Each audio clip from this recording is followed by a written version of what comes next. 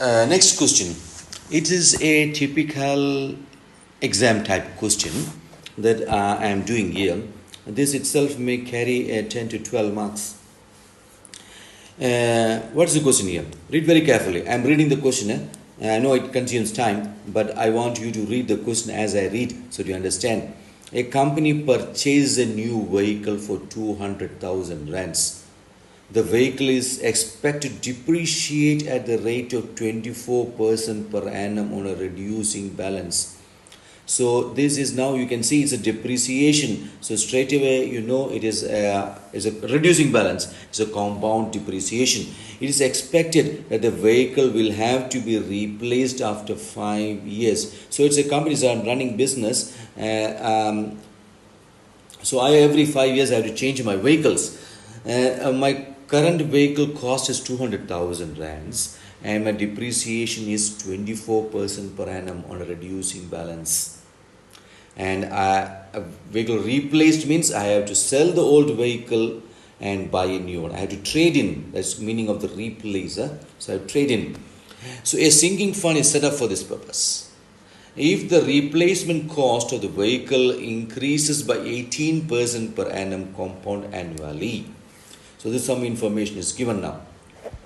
Replacements, right? I have to sell the vehicle, I have to buy the new vehicle. A sinking fund is set up for this purpose. We'll see what, I'll explain the sinking fund what it is. If the replacement cost of the vehicle increases by 18% per annum compounded annually, calculate number one. Let's do piece by piece. It is the value of the current vehicle after 5 years. So what I have to calculate? What I have to calculate? I have to calculate depreciation, right? Therefore, that's my first task here. That is, I have to calculate the depreciation. So, what is my depreciation? So, my future value.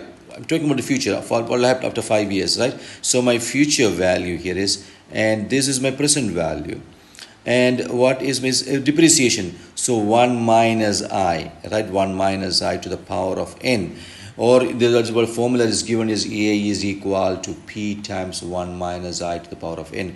I am no longer writing A because I think future value is something that get in the future. It can be less or it can be more. This is depreciation and P stands for present value. My present value of the vehicle is 200,000 today, isn't it? But it's a new vehicle. So it's my present value of the vehicle is 200,000. And my reducing balance. So reducing balance will tell me which formula of depreciation to use. Is a straight line or reducing balance. So here I am using the reducing balance, which is a compound decay. So my present, I use the formula here and my substitution 200,000. 1 minus I. What is my I? I is 24%. So it is compounded annually always. For the depreciation is compounded annually unless otherwise stated. 24%, it's for how many years? 5 years.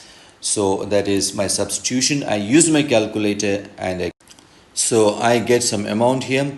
What is the amount? So it is 50,000 710,51 round off to 2 decimal places. So after 5 years I am getting 50,710 rands.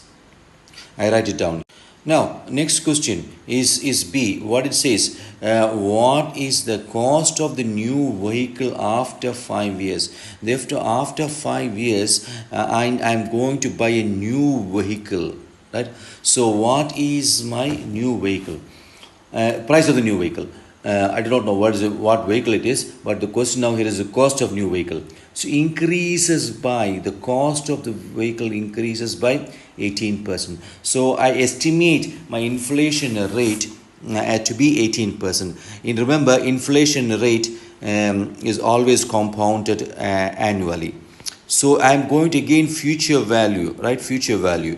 But this time I am going to use my compound interest growth, right? So it is my compound interest growth. So today's vehicle cost is 200,000. What will be my future value, right, after 5 years? So estimating that the inflation rate is going to, average rate of inflation is going to be 18% compounded annually. So this is my formula. I input the value in my calculator, and that is a very straightforward one. But very careful when we use the calculator.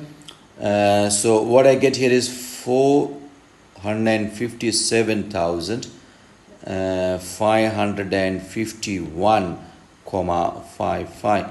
This is what I got in my calculator. Therefore, I write this as R457 551, 55. Alright.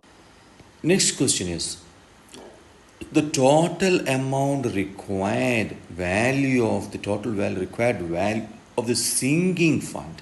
Now, what is my sinking fund? It's a very technical term here. Sinking fund. So, a company will create a fund that estimate, or they have a budget way. They budget some amount so that they can invest that money in future for building up the infrastructure, for building up the assets. That is called the sinking fund, right? So it is nothing but a kind of budgeting, or it's a kind of earmarking some amount of money every year, right? So just like a savings, and that they calculate which bank is going to give us interest. That's what they want to know.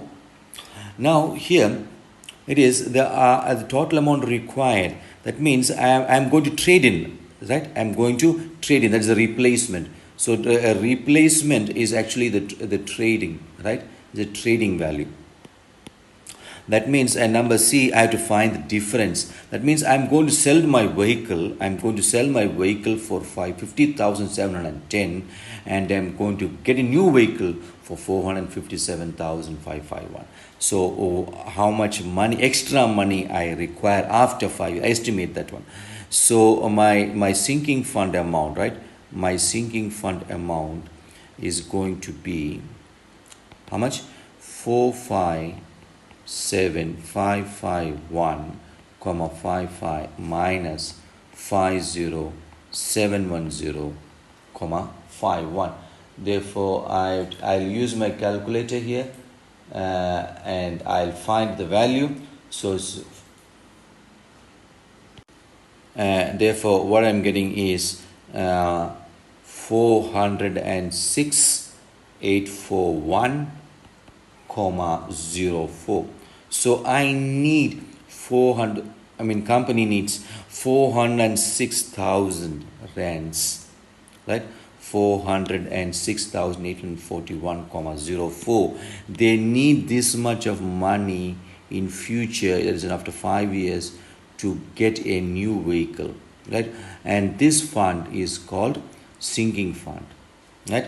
So either they make as a single investment, or they make as a annuity to save this money after 5 years so that they can buy a new vehicle. Now to the last question here is, if the monthly installments paid into the sinking fund, the rate of interest is 15% per annum, compounded monthly, right? And payment starts after 1 month after the vehicle is purchased. That means I purchase a vehicle today. From next month, I am going to start my monthly installments. That is why we say the end period, the following month, right? That is the end of the month, or the beginning of the next period, which is called the end period. That is so. It is now what's not monthly installments. So monthly installments will tell me, and that I have to use the annuity formula, right?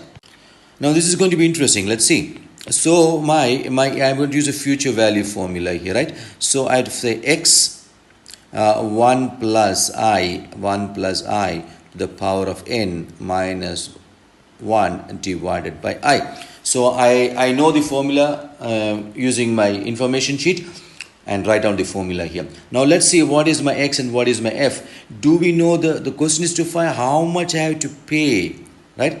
I have to calculate the monthly installments. I have to calculate x I have to calculate X. And what is my sinking fund? So sinking fund is 406. I know I need this much of money in future.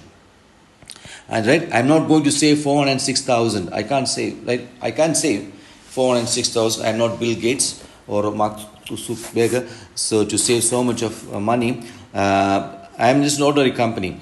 Therefore, I have to save 406,000 after 5 years. So my sinking fund is that my future value is 406,841,04 is my future value. That's my sinking fund.